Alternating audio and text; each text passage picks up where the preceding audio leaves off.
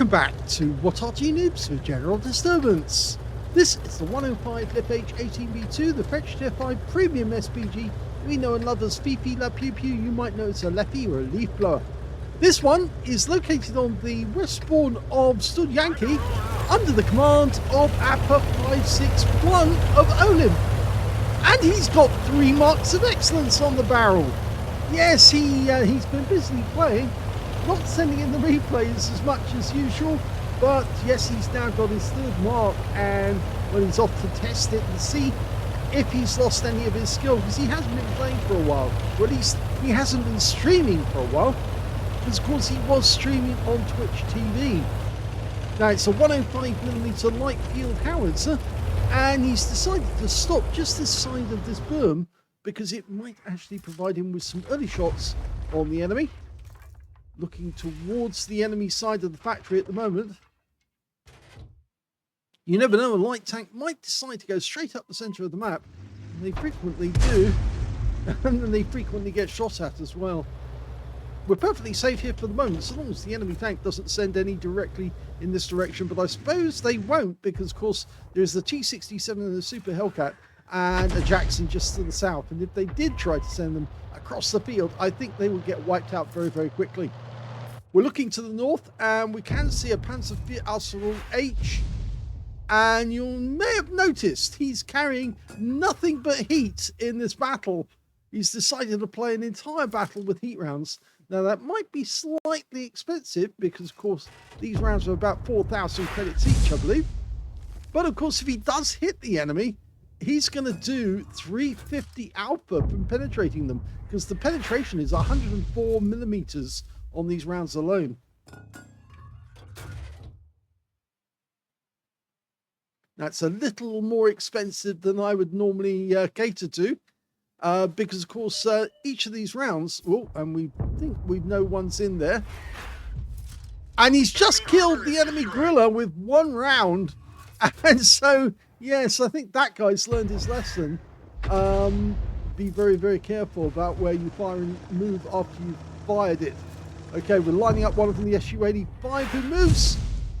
Just managed to avoid the hit.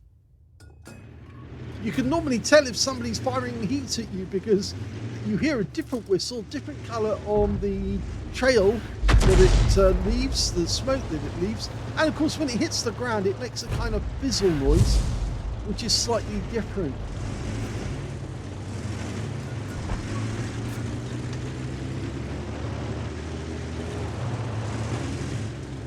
Tier 7 game with Tier 5 tanks in it, so he's actually fighting this one at the very best level to get an ace tanker.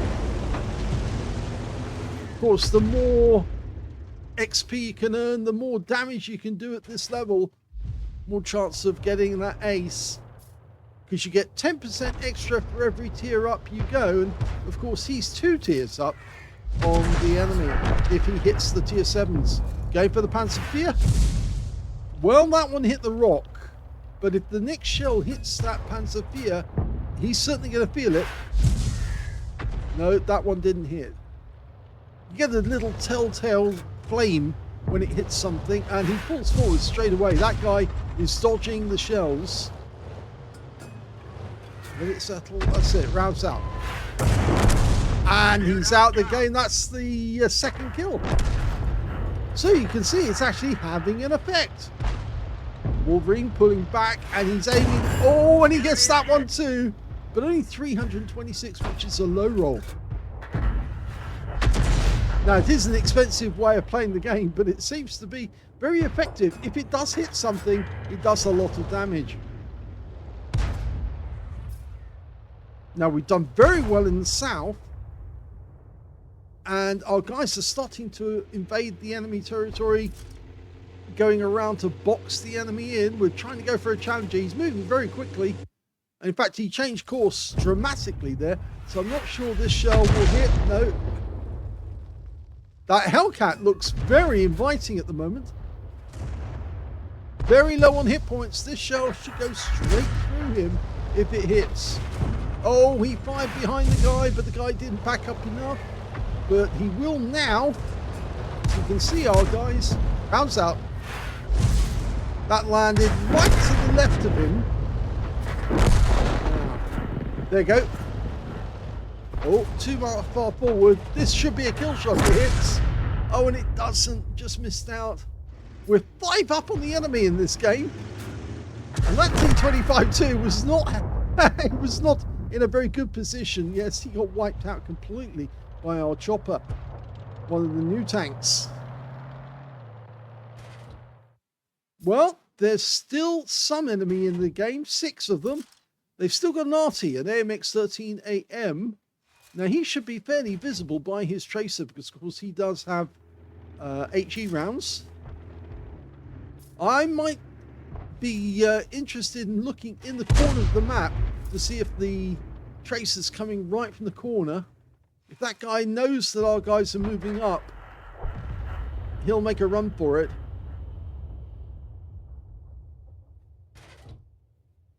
Can't see the tracer there, but I think he actually is in the corner, more than likely. Okay, Wizzy 131. And there's the AMX-13. He actually knocked down a tree to give himself some cover, but it didn't stop him from getting hit. Now we're dealing with the Challenger. Now he's going for that spot there, for the bush. And he got him! He was right there. I was right. There was somebody there. I thought that would be the spot where he would go. It's all anticipation sometimes in battle. Oh, and that was that hit and penetrated the engine deck. The chopper's gone, and that's it. The game's over already.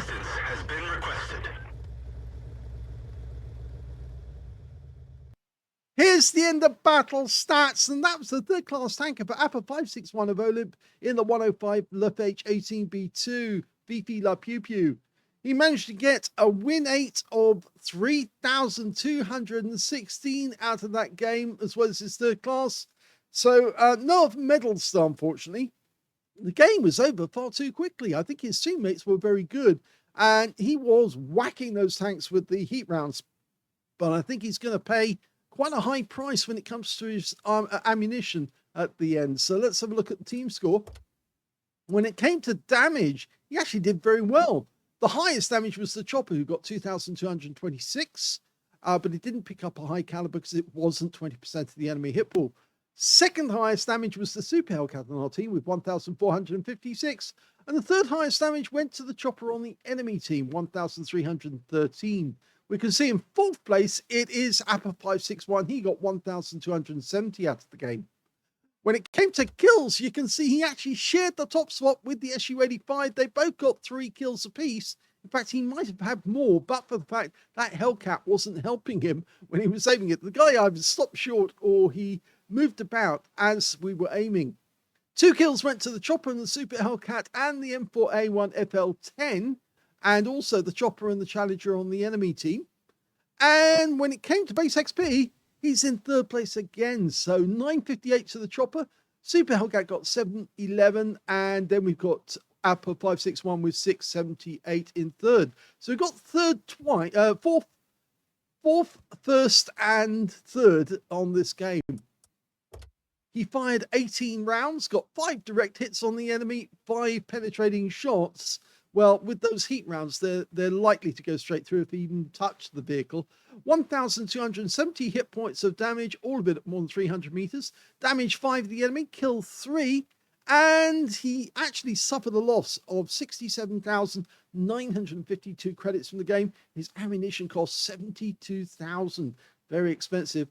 25 bonds out of this one for a mission achievement, and 5,492 experience points. Yes, I think he's getting back into playing again, although I think it is more of a challenge, actually. Rather than playing with heat rounds, it's more of a challenge playing with the HE to get the same effect off an HE round, especially in Tier 7 when the armor's slightly better. But yeah, it was an interesting game nonetheless. I haven't seen somebody do that in a while. In fact, the last time I remember we saw an unusual game was somebody actually using armor-piercing shells instead of heat rounds. But unfortunately, what we did find out was that it's very difficult to get a penetration with the armor-piercing because you don't have that much more penetration than you do from the standard HE rounds. So it really doesn't make a difference to actually use armor piercing rather than HE. Hope you enjoyed that one. If you did, please give this video a like, and thank you for watching.